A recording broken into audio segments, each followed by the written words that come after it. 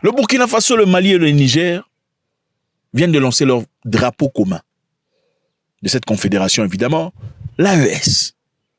Ici, on parle des frères qui ont le même combat, les mêmes objectifs et se soutiennent mutuellement.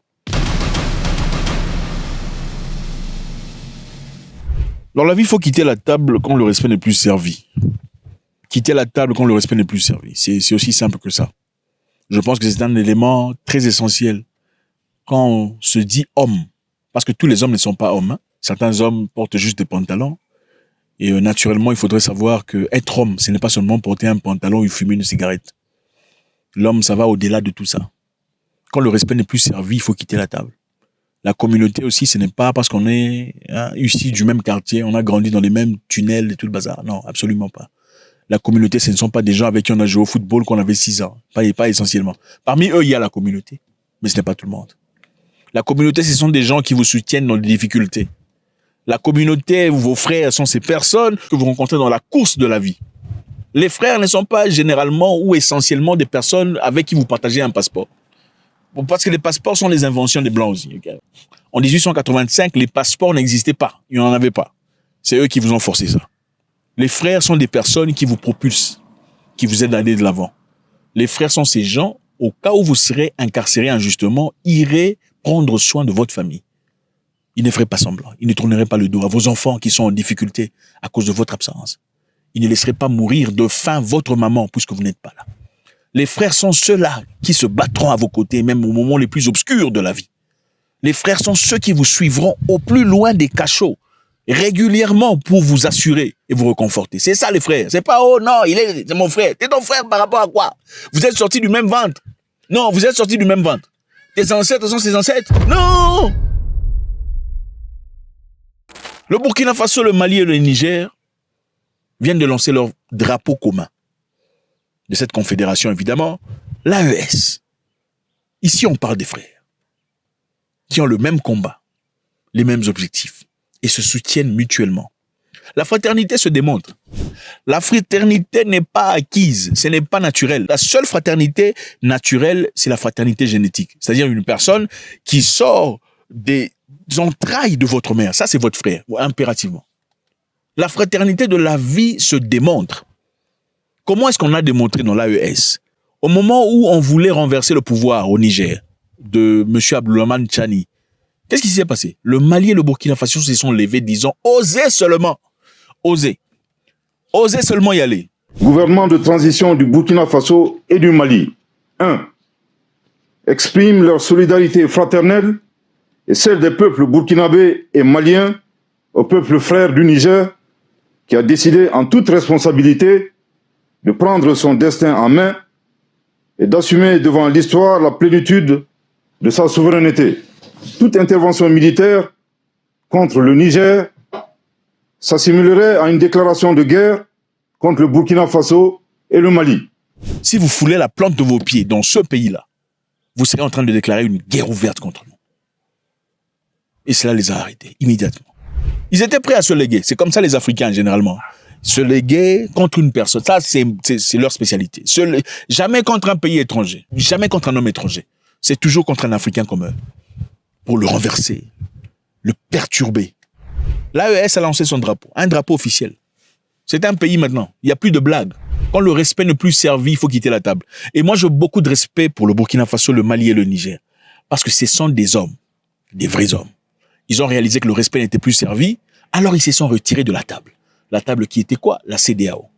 La CEDEAO où c'est le malaxe n'importe quoi, où la colonisation n'est pas terminée. Le président de la transition, son excellence général d'armée Assimi Goïta, a reçu en audience ce lundi 24 une délégation de ministres de confédération de l'AES. L'objectif de cette visite était de faire le compte rendu de rencontres récemment tenues à Bamako pour lui présenter le nouveau drapeau. Les amis, il y a un drapeau.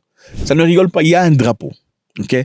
La confédération de l'AES, des États du Sahel. Je vous salue. Je voudrais un passeport. Je voudrais un passeport de l'AES avec honneur. Je voudrais un passeport de l'AES avec honneur. J'y serai d'ailleurs très bientôt. Je voudrais un passeport de l'AES parce que ça me donne un sentiment d'honneur. Bien que je ne sois pas issu de cet endroit, ça me donne un sentiment d'honneur. Le drapeau de la Confédération de l'AES, de forme rectangulaire sur le fond vert, arbore en son centre un logo de la Confédération, a déclaré le général Abdoulaye Maïga, Premier ministre malien, lors de la cérémonie. La couleur verte symbolise l'espoir et la prospérité, représentant les immenses ressources naturelles de l'espace confédéral. Oui, ils ont les ressources. Et les ressources ne sont pas seulement naturelles ou des ressources souterraines. Les ressources sont cérébrales aussi. Écoutez, vous pouvez avoir autant d'or, de diamants, d'uranium, de manganèse que vous voulez. Si vous n'avez pas des ressources cérébrales, vous êtes pauvre. Regardez certains pays en Afrique centrale, pauvres. Tout le monde est pauvre, ils ne font que se battre. Au fait, il y a à manger pour tout le monde, mais vous vous battez, vous vous entretuez. Parce que les ressources cérébrales sont absentes. En tout cas, s'il y en a, c'est muet. Je doute qu'il y en a. Je suis désolé. Il y en avait dans le passé. Si vous n'avez pas des ressources cérébrales, les ressources naturelles, ça sera votre peine, votre misère. Parce que vous serez même incapable de vous mettre ensemble pour vous battre. Incapable de vous constituer pour défendre ce qui vous appartient. L'AES, ce n'est pas seulement les blablabla, les amis. Ce n'est pas seulement de la bouche. L'AES, c'est du concret. Il y a quelque temps, je vous rappelle, ils ont formulé leur passeport, uni, en unissant, ok, pour complètement se détacher de la CEDEAO. À l'époque, l'AES, ou les participants, le Mali, Burkina Faso, le Niger, avaient un passeport de la CEDEAO. Mais pour vous montrer que vous ne pouvez pas vous foutre de nos gueules comme ça. Vous ne pouvez pas vous foutre de nos gueules. Quand nous avons des terroristes dans nos pays, vous ne venez jamais en armée pour venir combattre. Quand on a des attaques et tout le bazar, jamais vous ne vous êtes constitué disant on va faire un groupe de militaires ou emmener la logistique pour aller faire la guerre. Jamais.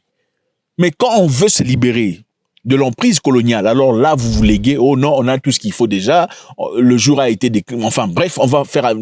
I tell you, we are ready to go anytime the order is given. The D-Day is also decided, which we are not going to disclose. On ne va pas tolérer ça.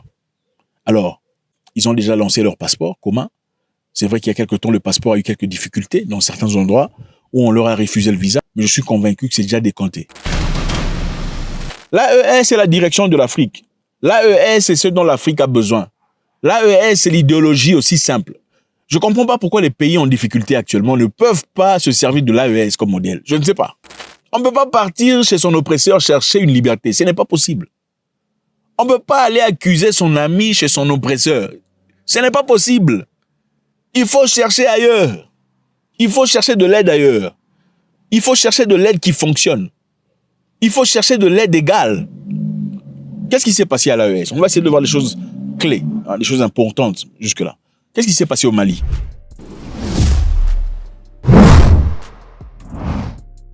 Au Mali, le gouvernement s'est opposé à une grande entreprise au nom de Barrick Gold. C'est une entreprise canadienne qui est là pour extraire l'or malien. Le Mali est riche, le Mali a beaucoup d'or. Alors Barrick Gold vient extraire l'or. Il y a eu beaucoup d'inconsistances. Quelles inconsistances? Les inconsistances étaient simples.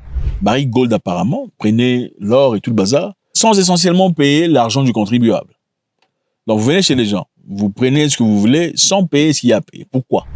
Parce que généralement, en Afrique, quand vous êtes une grande entreprise, vous pouvez partir dans les mines, prendre tout ce que vous désirez. Du moment que vous donnez un peu d'argent au général, au gouverneur et à quelques éléments au ministre des mines, fini. L'argent qui était dû être payé au pays n'est pas payé. Ce sont les miettes que reçoivent les caisses de l'État. L'argent que les gens reçoivent en réalité vont chez les ministres, chez les généraux. Pourquoi un général? Le général, généralement, c'est parce que au cas où j'ai un problème avec un individu, le général peut venir intimider l'individu. N'est-ce pas? Le gouverneur, évidemment, il faut l'approbation du gouverneur et du ministre. Mais pour le reste du peuple, on s'en fout éperdument. Les Maliens ont dit niet, on n'accepte pas. Alors Barrick Gold a voulu refuser aussi, voulu résister, disant non, nous travaillons ici depuis longtemps, on ne peut pas travailler comme ça. Le Mali a dit on veut une grande partie de ce que vous faites.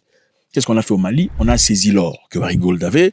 Deuxièmement, on a emprisonné certaines personnes, les employés de Barrick Gold, évidemment, qui étaient dans l'illicite. Troisièmement, Barrick Gold a arrêté son opération. On a saisi l'or, on a emprisonné des gens et ils ont arrêté leurs opérations. Finalement, Barrick Gold a dit, on va aller accuser sur l'international dans l'espoir de recevoir le soutien. Mais quelque temps après, puisque le Mali a résisté, parce que c'est important de résister dans la vie, on ne cède pas à n'importe quoi. La vie est composée de pressions. Les pressions sont inéluctables dans la vie. La pression est inéluctable. Même quand vous placez un grain de blé ou un grain d'haricot sous sol, il y a une pression qui l'empêche de sortir. La pression, même un enfant avant de sortir, il y a une pression contre sa sortie. Il faut que l'enfant continue de presser. Il faut que le blé continue de monter. Les Maliens, malgré la pression, sont restés sous-sol. N'ayant pas peur du froid, du noir. Finalement, ils sont sortis. Qu'est-ce que Barrick Gold a fait? Barrick Gold vient de revenir avec sa queue entre les jambes, disant, dans le cadre de nouvel accord, Barrick Gold versera un total de 275 milliards de francs CFA, ou à peu près 438 millions de dollars au gouvernement malien, en échange de la libération des employés détenus, de la saisie de l'or et de la reprise des opérations à la mine de Lolou-Gonkoto. 348 millions de dollars pour qu'on libère ces gens-là, pour qu'on leur donne de l'or et qu'on leur laisse travailler. C'est comme ça qu'on avance dans la vie. Maintenant, on va au Burkina Faso.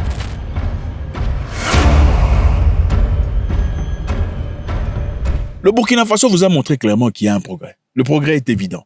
Récemment, on a parlé de voitures électriques.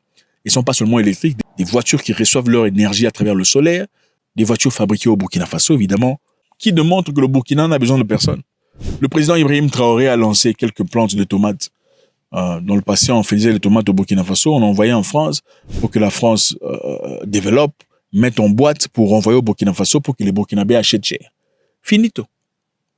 Maintenant, le Burkinabé peut acheter sa tomate sur place, sans difficulté. Au Burkina Faso, les choses changent. Quand on parle d'un changement, le changement doit être concret. Partons au Niger.